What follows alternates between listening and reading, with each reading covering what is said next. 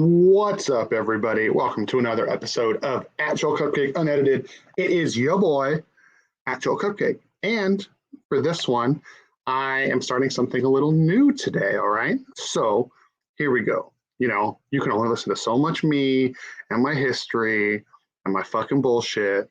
And, that's entertaining and it's cool. And I'm not going to lie to you, I am not the most creative person. So I've run out of stuff to talk about. While I'm in there thinking about some new stuff, I'm starting a new series. Well, not series, a new part of this channel called 15 Minutes With. And today I have my first guest. And his name is Adrian Oropeza, and you might know him from Called After the Burial. What's up, pussies?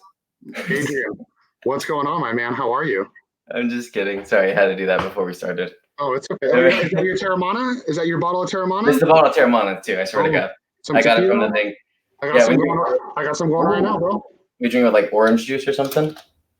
Pineapple juice, brother. Pineapple juice. It's good. I'm abstaining from drinking, and it's been about a month now, so I just use it as a prop.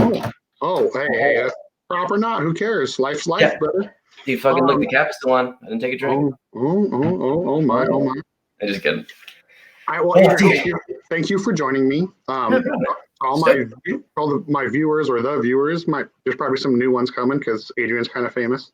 Anyways, I want to do this thing. You know, my videos are, roughly 15 minutes long, and it's just me. It's my bullshit. I don't edit anything. No second takes. Whatever. Oh my God. I'm just kidding. Okay. Well, yeah, you know what I mean. But it's like, I don't use any censorship. It's whatever, like people, it's my honest opinion about stuff. It has nothing to do with pinup. It has nothing to do with like the wedding services I offer. It has nothing to do with any of that stuff. So, I feel like anytime you get hit up to do a podcast, it's like, I want to know about After the Burial or this or that. Well, you know what? Fuck After the Burial. Love you, Anthony. That's actually cool. I want to know about you, and I want the people that are going to watch this to get to know you a little bit. So that's actually really cool. Like, I mean, obviously that's a lot of podcasts are like that, but like to do something like this that's not regarding the band is like cool. Cause like, obviously everyone knows you're like one of my best friends ever. So it's just like, we're going to be shooting the shit, which is rad. Yeah. But dude, I've done like obviously a shitload of like interviews. I've done a couple podcasts, but it's all like just centered around that. And you end up repeating yourself like a shitload of times. Yeah. And there's different levels of answers that I give people depending on how good they are as like an interviewer or whatever. Or like how funny. Like, if I'm like not feeling it, I'm just give them like a really quick little. I've got hit up to do a couple different podcasts like this year. And like I did one with my buddy Sean Mott because it was about Star Wars. I saw that one. Yeah. Nothing to do with like the industry and like the couple other things I've been asked to do. It's all like, hey, can you talk about like the coronavirus and how it's affecting like the industry and concerts and this and that and all that? And I'm like, yeah, I mean, I'll talk about that, but also that fucking bums me the fuck out because it's like my livelihood. Like, my life is fucking right now because of it. Like, why would I want to go fucking talk about that? You know what I mean? Yeah, no, I feel it. I'm still gonna do it. But that's not the point. Okay. Anyways, so we spent a few minutes dicking around, as we do. For those of you that don't know, Adrian and I used to actually be roommates. So like we go way, way back. It's way back. I was sleeping in the garage. I was sleeping in Drew and Linda's garage at the time. Oh yeah, huh? And dude. And then that's when like we used to have people like every night. There'd be hella people like Gavach and all of his friends and shit, Frankie Dye and Carol and all their fucking Selena's homies and shit. R.I.P. to Gavach. Yeah, R.I.p. baby. But dude, that was a whole that was an era of my life. If you think if you look back on it, that was like 7 years ago, right? Yeah, 7, 8 years ago.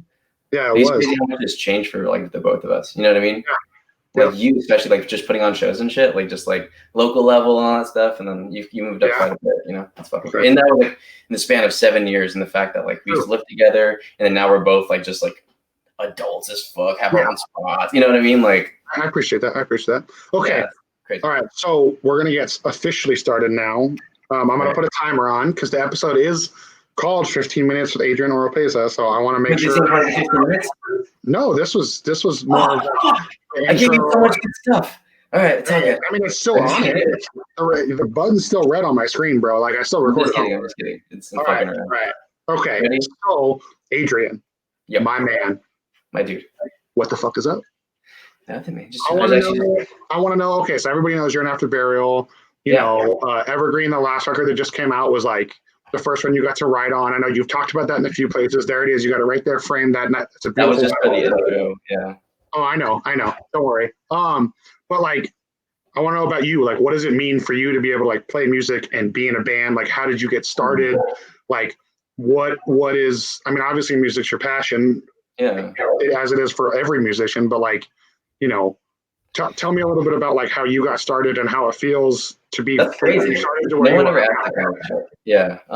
Dude, it's fucking nuts, man. Like the first like thing I ever like really wanted to be, like I've had this conversation with like a handful of people.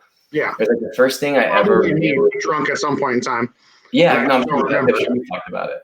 Oh yeah. Yeah, but like, the first thing I ever really wanted to be like and have like a career in and like chase the dream, you know what I mean? Like actively was like skating. You know what I mean? Oh, no, I'm sorry. It was music before, and then it was skating, then it went back to music. But before it was like music, I was like in 8th grade, 7th grade. Like that was my first band. We were like this Metallica cover band. Our name was literally called Devil's Pay. And my first concert ever, or my first show ever, I was like, what, 12 or 13? And we did Metallica covers. So it was like, we did 3 Metallica covers. We did like For Whom the Bell Tolls, Seek and Destroy, and something else.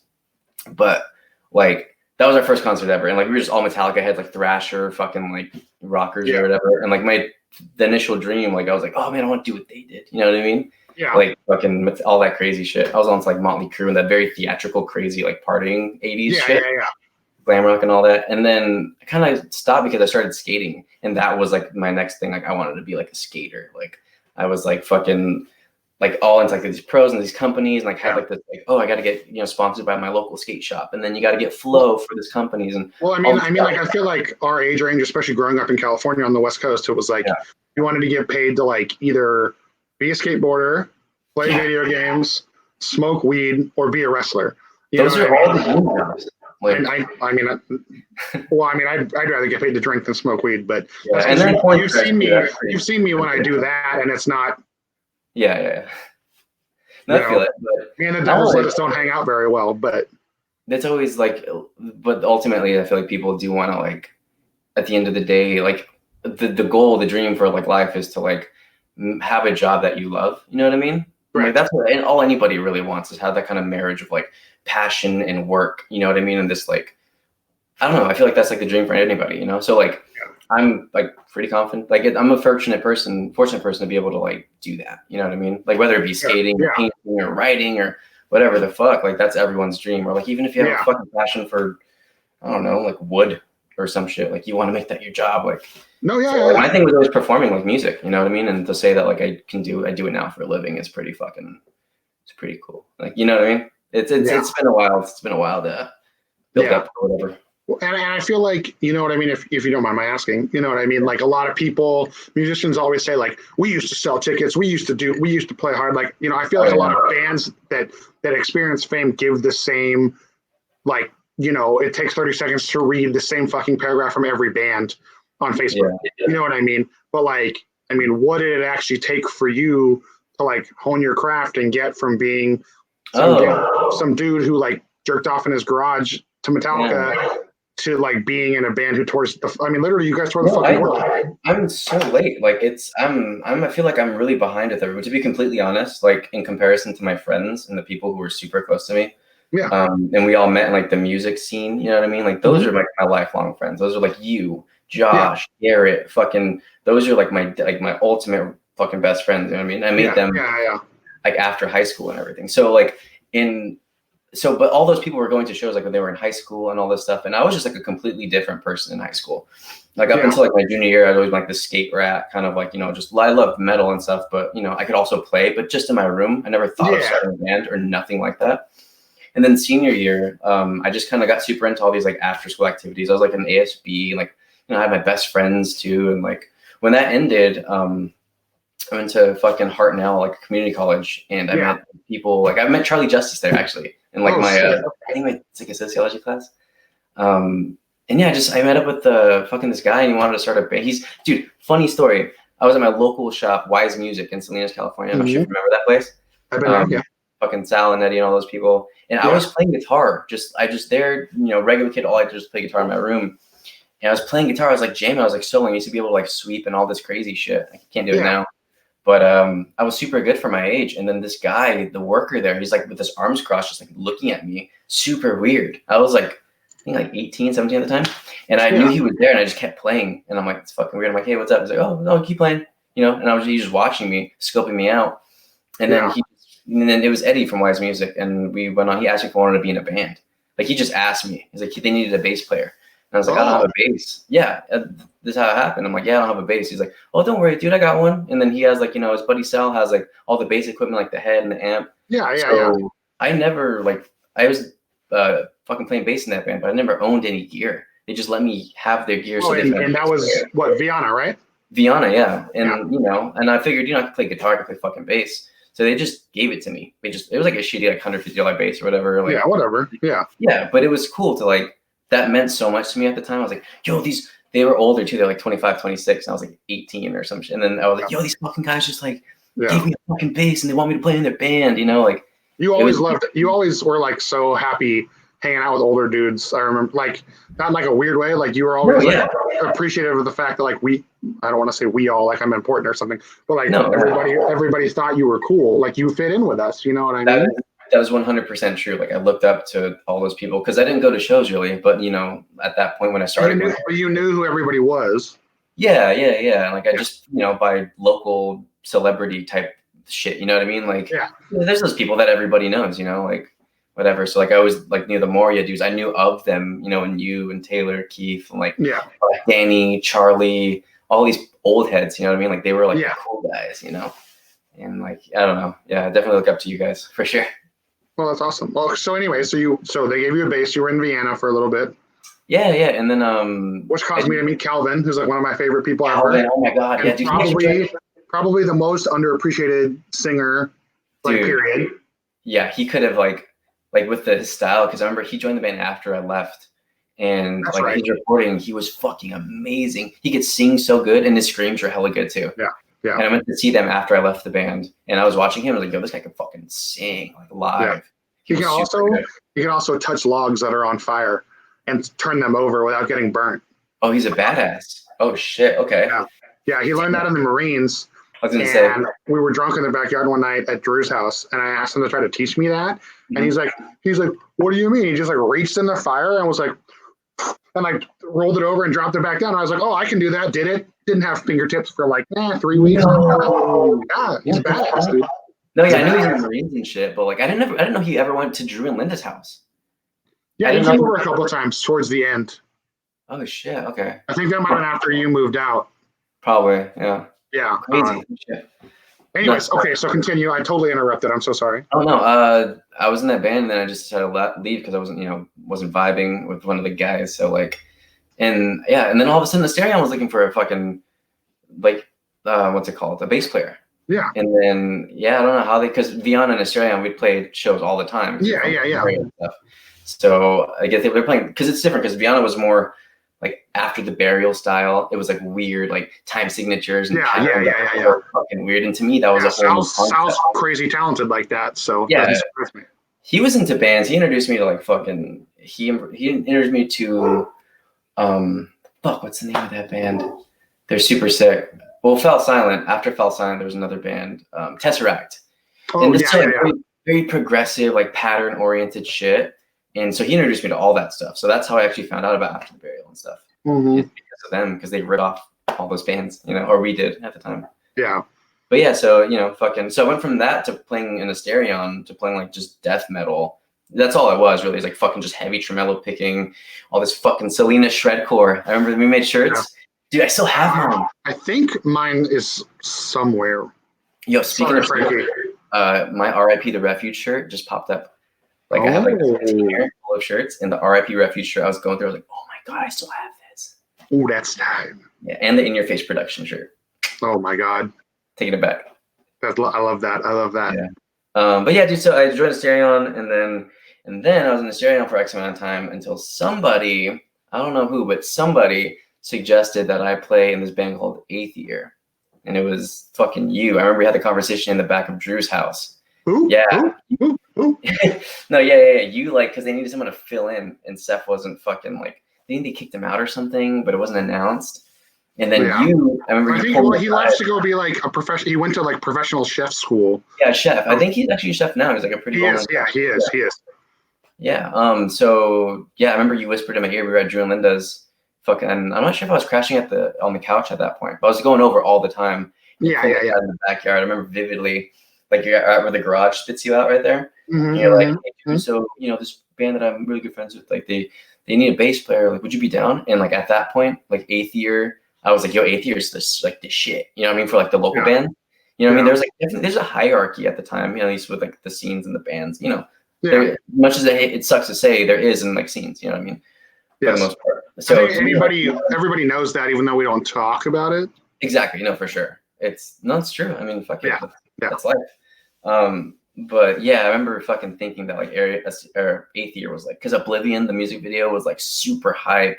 They were like a legendary Salinas band. So when I got asked how would you feel about playing bass in 8th year, I was like, dude, fuck yeah. Like, so I left the Stereon essentially to go fucking play bass with 8th year. I managed that band. For those of you that don't know, watching this, that's why I asked Adrian, not the band asked Adrian. Yeah, no, we whispered in my ear a bit. Yeah. But no, that's crazy. And then I joined 8th year, and that's when like I actually put in work like with like touring. You know what I mean? Like I was actually grinding. That's when I was like investing my money for this gear and payments and the practice spot and all this shit and playing these shows all the time and getting paid like $100, $200 or whatever. And then doing our tours and like losing so much money, like to the point that like fucking like Garrett had to front like thousands of dollars that we didn't have. Like Garrett and his credit card just like fronted it and then we had to pay him back. It was fucking crazy. But that's where I really put in like my grinding. You know what I mean? Like I want to do this. Like I used to work in Zoomies as a manager for when I was 21 until 22. And then I had to quit. Like I stepped down because they wouldn't give me the time to tour. Like it wasn't like week or like month-long tours or nothing. It was just like a week here and there. But there's so, as a manager of a fucking store, you need to be there like wholeheartedly. Yeah, like, I can't do this. That's my only time I'm gonna be able to tour, like do this shit. So I demoted myself so I can like tour whenever I wanted, like week-long runs and stuff. So that makes sense. I sacrificed a lot at that time in my life, just to like try to make it happen. Just for shots, you know what I mean? Like, oh, we gotta do this tour. It's like with nobody we know, but hey, fuck it, at least we're gonna go to Roswell, New Mexico, Yeah. But like I don't know, like it's pretty crazy. No, I know what you mean. So that's where I got a lot of my that's where like they kind of paid my dues, in a sense, like I know what you mean. Yeah. Yeah. And that was for like what, like a couple of years or something? Yeah. A couple of years, like 2 or 3 years at least. Yeah. And then I just got lucky and got asked to play with ATV. So there you go. You got to put yourself out there, man. That's the one advice I always tell people. Like, because like weird as it say, like people always like ask me, like not always, they don't always ask it, but it's happened a lot. But people like, oh, like what do you got to do? Like, how did you like? These like want to get information on like how to like be in a band, a successful band or whatever. And I'm just you just gotta go for it. Like you gotta fucking just say fuck it and like put everything on the line. Because when you're a kid, like when you're in between the ages of like 18 and 24, 25, like that's the golden like time. Because you don't have any responsibilities. You're not, fucking. You probably still live with mom and dad. You fucking go girlfriend, kids, bills. It's all that's minimal. Yeah, exactly. There's like this window where it's like that's where you gotta fucking go for it. You know what I mean? So I always tell people, like, encourage people to like fucking just do it. Just do whatever you can. Who cares if you lose some money? Like, because you got to put yourself in the position. Like that's what happened with me. It's like I didn't like go out there and I pushed myself and put myself like essentially visible on After the Burial's radar because I was doing all this little grinding shit. Yeah. And they found out about 8th year and they found out about the bass player for 8th year and I put myself in the position and you got to do it. Like you just got to open all the doors you can, and in that time especially. Yeah, I remember when we talked about like they asked you to fill in and you were like, it was just like. Yeah, dude, I tell that story a lot. It's like I remember I got like 2 missed phone calls from you and a text message from you, and you were like, "Call me as soon as you can." And I was like, "Oh shit!" I woke up to that and I got hella nervous. I'm like, "Dude, like somebody died or some shit." Oh God, sorry. And I called you and I was like half awake. No, it's cool. I told the story a bunch, but it's how it happened. But it's like I was like, "Hey, I called you," and I was like, "Hey, what's going on?" And then you were just like. You're like, hey, yo, I'm good. Hey, I got a question for you. Like, how'd you feel about playing bass After the Burial? And I was like, dude, fuck you. Like, what's wrong? Like, they're like, what? And then you're like, no, I'm serious. And then like I shot out of bed and I'm like, wait, what? And then he gave me all the details and like about how, they needed somebody to learn, they'd go on tour in like 4 weeks and they need somebody to learn all the songs. It was like less than that, wasn't it? I think it's like 3.5 weeks actually. Yeah. I still have the screenshots of the texts, so that's tight. I didn't know that. Yeah. I was checking out. Because I remember, so for those of you that don't know, Anthony that sings for After Burial now is from the Bay Area. He used to sing for a phenomenal band called Only in Dreams, who is incredible if you ever look up their music. And then Josh Richards, who was driving and I think tour managing at the time. I don't know. Oh, he was doing merch. There we go. Yeah. He was a longtime friend of mine. They were like looking for people, to join the band. And like, I just remember him being like, oh, do you have any suggestions? And like, I tossed a few names out there.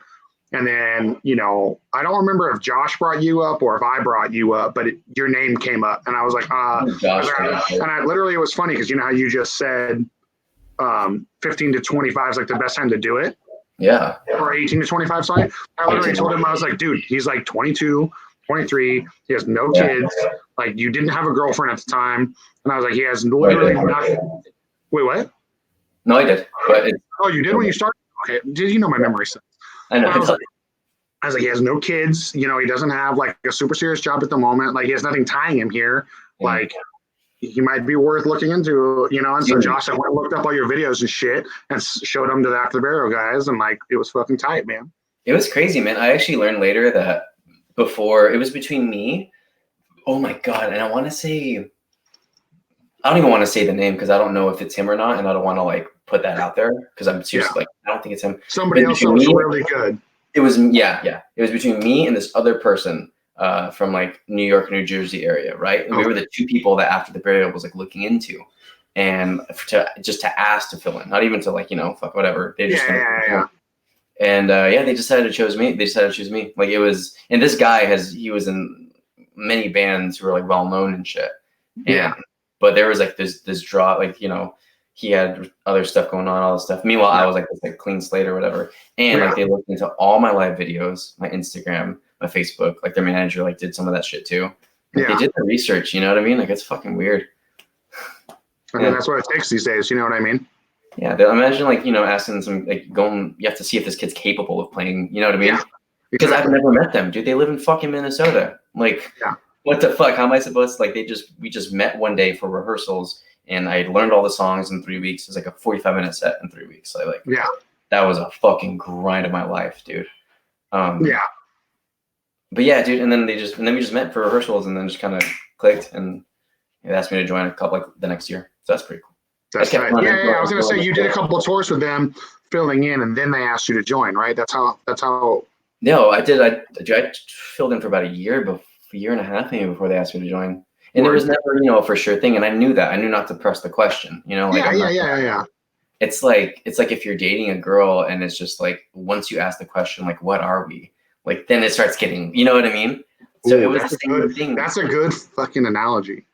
No, it's true. Like all you touring members that might watch this, listen to what he just said. Yeah, just go with it. I mean, like you don't make a fucking label on it. If it's a good fit, it fucking works. Like it's very much like it's very much like dating a girl or whatever. But so then they fucking asked me after like a year and a half or whatever, and I was like, fucking finally. It's like that couple that's been like together for like 12 years and they're not married yet, and it's like finally, it's gonna come. But it's pretty crazy. And now here we are, fucking just talking about it on. Oh yeah, that's sick. Okay, well that's cool. Well, I appreciate you opening the veil a little bit for people for that. Wait, are we 15 minutes? Wait, what? Are we like on 15 minutes right now? Oh, I stopped looking at the timer. We're whatever. I'll name the episode. I'll name the episode 15 minutes or so with Adrian. There we go. Whatever. Just parenthesize it or so. Yeah, whatever. Who cares? Yeah, I mean, technically it's my channel, so I can do whatever the fuck I want. So yeah, exactly.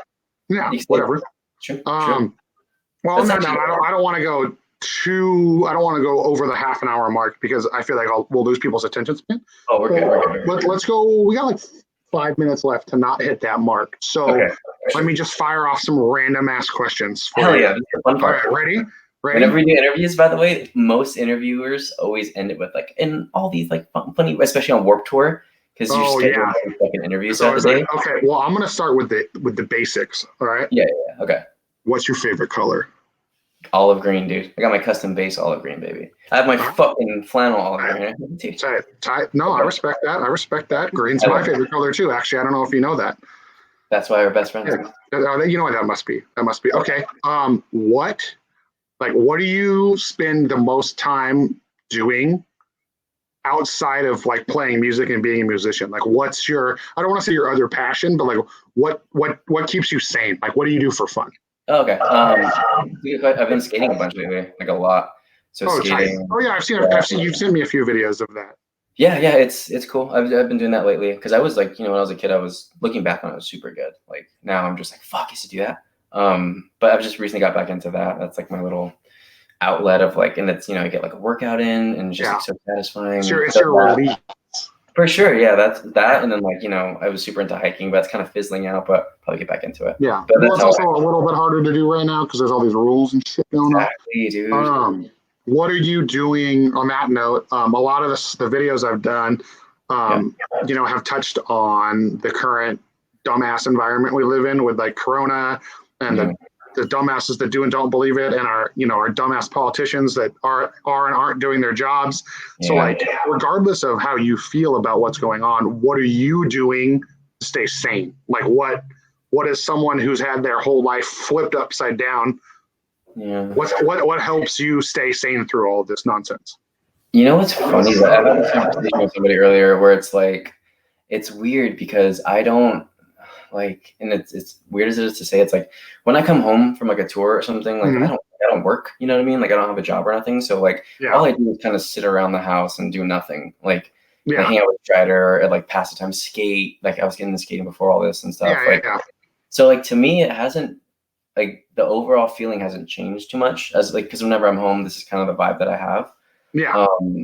So it's not, I'm not even really stressing or nothing. Like it's just kind of like normal to me or whatever. But like what's keeping me like sane, I guess, is like, I just set up this whole like home studio thing. I've been writing a lot of music lately and doing these daily guitar riffs that a lot of people seem to like and like look forward to. Yeah. And they people can see that where on your Instagram, right? On my Instagram at Adrian Oropeza. There we go. I just did my first plug. I'll have that in the link below at the end of the video. Stupid. Okay. We got about 2 minutes left. Okay, so, the theme of all this is unedited. Okay. I want two unedited responses from you right now. Okay. The first is, what is your number one, what's the number one album you're jamming right now? Like musically, what's got you pumped like right now, like this week? What are you jamming the most? Right now, I actually got back into like the whole Ghost Inside, Get What You Give. Like that was, love that record. I actually stopped. I didn't really listen to Dear Youth that much, but Get What You Give was like my anthem when it came out that summer. I saw them on Warped Tour when I was like living in Arizona at the time when they came out. I was running to that shit every day. But that one I've been listening to on repeat a bunch lately. Just like it's got so many good songs. Cool. Yeah, well, I mean, dude, those are great dudes, and like their music is so motivational, and Vigil's lyrics are pretty inspirational. So, okay, last question. I'm gonna ask everybody this. So you're the standard bearer, so don't fuck this up, okay? Wait a minute. Okay, fuck. All right. This is about you.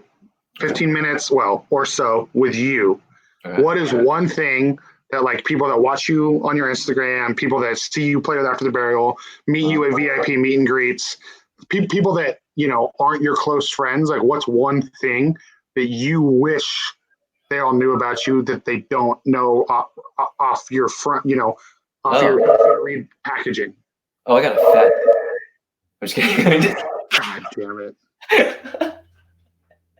That was not that was so easy, dude. You have to understand. Like I couldn't. I unzipped your fly for you and you popped it out. I understand. Obviously, because it's so fat. Oh my God. Okay, no, seriously though, Adrian. Okay. What do I want people to know about me? Or like, what's something you wish more people knew about you that like, because when you're a musician, people see you in a certain way, whether it's from an industry perspective or from a fan perspective. Okay, straight up, I'm the most social and like comfortable person to talk to. Like I get like, like if you're at a show and like you walk to like a Starbucks or something and like some kid like knows who you are and they're just staring at you and just like I like to like if I'm in line and they're like awkwardly behind me, I'll be like, hey, what's up? Like I'm just super social and I don't like it when people like not like everyone's intimidated or whatever, but like dude, just if you talk to me and you're a cool person and like I don't know, like I just vibe off of people really well. Yeah. So just don't be afraid to like say what up or have a conversation. I love talking. Like I love people. I'm a very social person, so it's in my nature to want to like talk to people all the time. So I guess that'd be my thing. It's like I'm a pretty nice dude. Like you want people to treat you like you're a regular, unedited dude. Unedited, bro. Just a regular dude. Yeah. Fuck it, whatever. That's tight. I hope that set the standard. All right, excellent. Well, Adrian, thank you, my longtime friend, for joining me. Again, you were the first one of these, so I really hope people enjoy it. Can I? Okay, before you leave, I know you're gonna do more after this, but I just want to do the whole. Oh no, I'm gonna end it. Subscribe to Joel and Joel Cupcake Unedited. Like, comment, subscribe. Leave the comments down below on what your favorite part was and why. Okay, thank you guys. All right, that's it. Oh. Yeah, well, you're still live. I'm not taking you out of the video yet. I know, but still, I just want to do it myself. Well, and on that note, don't forget, follow Adrian on the internet, Adrian X Oropeza. Buy After the Burial's newest record, Evergreen. Adrian wrote all the bass parts. He's really handsome, as you can see. And thank you, everybody that took the time to watch this. Adrian, thank you so much for joining me. I hope you felt like you got to talk about some stuff you don't normally get to.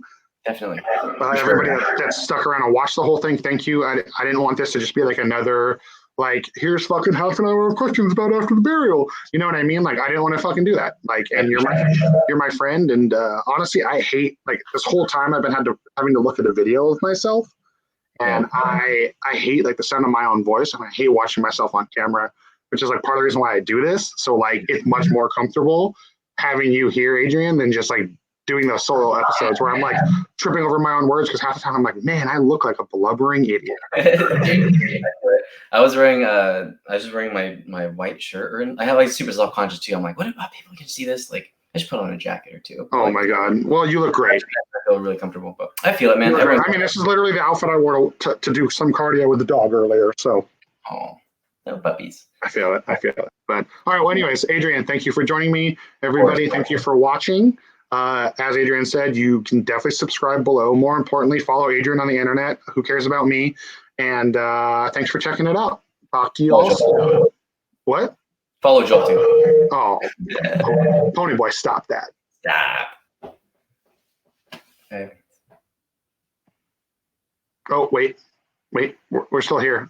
Okay, we're ending now. Thanks, everybody. It's been your boy, Joel Cupcake.